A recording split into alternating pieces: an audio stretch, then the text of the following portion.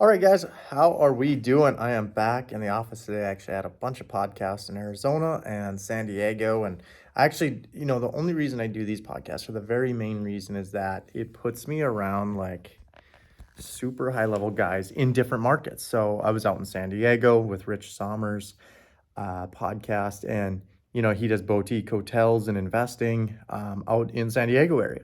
And a lot of times, like, I mean, their cap rates are insane. It's like 3, 4, and 5%, like max, he said. And anyway, it's like people like in California, of course, make a ton of money, but investing out there makes zero sense. Like they almost cannot borrow like leverage assets to make cash flow. So, you see a lot of Californians sending up cash up north and to the Midwest, right? Like there's better cap rates here. We're buying at 6.5 to 7.5 to 8, 9 in some cases, right? And so it changes just interesting perspectives in all markets. And then I was over in Arizona, got to see what the market's there. Now, a lot of syndicators out there in trouble right now because they're buying at these 3, 4 caps that are now 6.25, 6.5 caps, meaning their debt payment is literally, you know, more than they can even make or refinance out.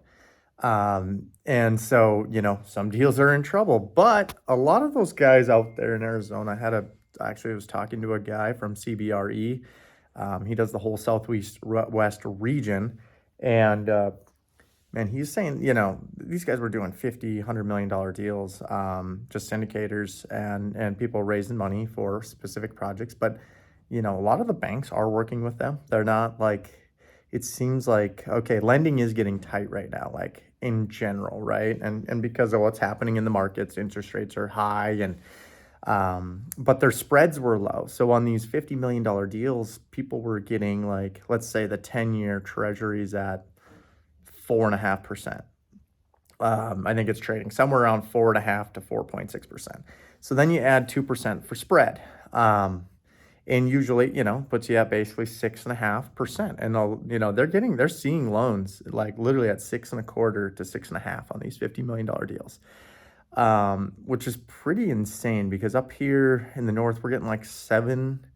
You're starting to see about 7%. That's what I've been quoted at recently. So came down a little bit, right? Like we're getting closer. But the spread the bank wants from the 10-year to the actual lending rate is like 3% right now, where before they were almost like you could maybe add like 1.8 bips. So a little bit different. But anyway, like I just wanted to share, like I'm just learning from these guys. Like I do these podcasts literally to learn from the guys in the game, like that are actively doing it. I want to know every region. I want to know Midwest. I want to know Southwest. I like to even know where Florida's at. Because up in the Midwest seems like such a lagging deal. Like their rents are dropping a little bit in Arizona, and they're having these loans come due in refinance because everyone was in bridge debt, and bridge debt's basically a short-term loan, right? And so now their loans are coming due, the rents are down, and they're not able to make it. But he did say that the banks are working with them, and these hedge funds are just like loaded with dry powder or cash ready to suck up these deals. So it is an interesting world down there, a lot different than here, but a lot of them said like none of these deals have cash flow. Like they're all negative cash flow. Where in the Midwest, things are still floating and cash flowing and in that, appreciation that no matter who I talked to, whether it was San Diego, what region, could be Sunbelt, they all say that inflation is going to be around for a while. It could be 3%, could be 4%. I think the CPI, which would be the CPI, they tell us a percentage, but like they can manipulate that data so much. And I was talking to like literally a conversation with every single one of these guys. And they're like, it's all manipulated. It's like what we do know is history tells us that when they print that kind of money is that inflation's going to be around for a while. And the winners are going to be the guys in real assets. And I'm not just saying that because I'm a real estate guy, but I don't think you're cash in the bank. I think you're losing, even if you're earning 5%, I think you're still losing money due to inflation because you got to realize today that $1 million in 2019 is much different than $1 million in 2022. I don't even think 401k percentages can keep up with inflation right now. And I think really the winners, and why it's so hard to buy real estate right now, and why, because the cash flow is so tight, I think it's gonna turn at some point. I don't think that no one sees a big drop though. Like in whatever market I'm in, it didn't feel like we're in a recession. I don't see low activity anywhere. Consumer spending still seems to be good. What's gonna break, or is it gonna break, I think is what's on everybody's mind. I'm of course an optimist, but I can always see reality, right? Like what's the writing on the wall? History is gonna predict that, yeah, 2024 is gonna be a hard year, right? But what does that mean? Does that mean you sit on the sidelines for 12 months?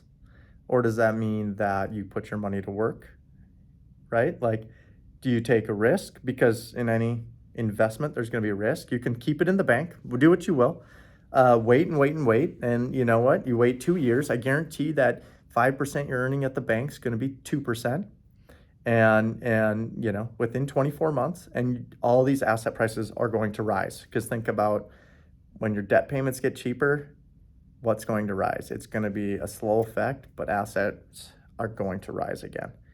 They're literally, you can't get your hands on deals. I'm literally, I was just down in Arizona. I'm putting an offer on a home down there, and it's just a VRBO short-term rental. I just haven't done a lot of that, but I found a place, has a 4.25% VA loan.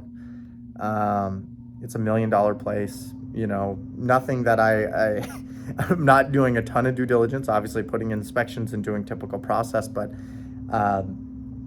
it's just like, if you can get a 4.25% debt, the amount of demand down in Arizona right now is still good. It's turning a little bit, it is, but I think that you wait 3 years, like a 4.25% debt, that's literally what inflation will be over the next decade. So I'm just going to buy and hold something. This is just a small investment for me, but I just want to tell you guys, like, hey, there's deals out there, and I think most of the deals are getting done. Like, there's less buyers right now, and if you want to take advantage, this is the opportunity. And I think developing in the future is going to be more expensive than it is today. I never thought that would be the case, but I don't see lumber prices coming down anymore as a contractor. I'm literally, the writing is on the wall that everything is still going up in price, right? You got consumer spending still at a good pace, really all-time high, dang near. But as things slow down in 2024, man, I'm getting a lot more opportunities coming to me that are literally cheaper than I can build for in some cases, but they're still right in line. The seller expectations way up here when it needs to start coming down. And that's what's happening. It's happening a little bit in the southern markets. It's not happening as much here because we still have rents on the incline in the Midwest, just because we lag behind the Sunbelt markets. So, guys, just, I think, be patient with money, right? Like, I want you guys to make sure that you're doing the right things, but I'm educating myself with other bigger fish. Like, these guys are doing $20-30 million deals, and I'm just telling you what they're doing, right? They're still inking up deals like every day.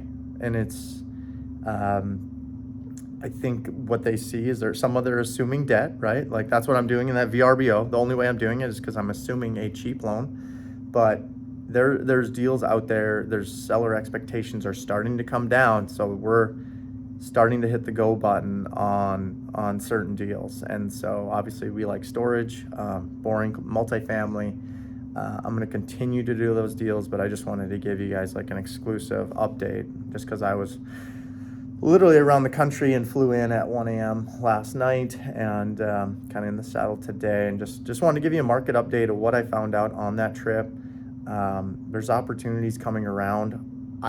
I think this opportunity, though, is going to be short windowed. I think less than 2 years. So, and I think if you're sitting on the sidelines and you wait for a year, even wait till it gets good and maybe the end of 2024, I think you're going to miss the window. I'm doing everything I can to find deals before Christmas. This is the best time, Q4. It always slows down. Everything always slows down. best time to be buying is right before the end of the year.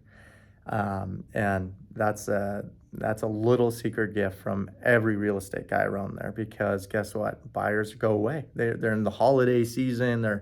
Maybe the snowbirds are moving south. People are thinking about retirement. They're going to close out 2024. And then you come in, around Christmas time. I always love buying things around Christmas time. Try to get them closed if you can. But I'm a buyer in Q4 even here. I think there's some pain though going to happen in January. I think Q1, Q2, we'll call it a 2024. But I'm underwriting to what debt is right now. I'm making sure it pencils to what it is right now. If I can get deals to pencil with some positive cash flow, I'm taking on that deal, especially when I can take on cheap debt. So anyway, there's an update for you guys. I think I'm just giving you some perspective where I'm at. Hopefully this helps some of you of kind of like, all the fear in the markets. It depends which news channel you watch, right? Watch out for that. But I think boots on the ground. I was out exploring real estate, looking at real estate, talking real estate with big guys. There's opportunity right now, and I think I'm gonna keep going after it. And and we have a storage deal coming up too. We got finalized paperwork coming. So if you guys want to get in that, we will have a webinar. Make sure, just message me the word back storage, either text it or email. And we're going to start building this email list for the webinar. It should be in about a week.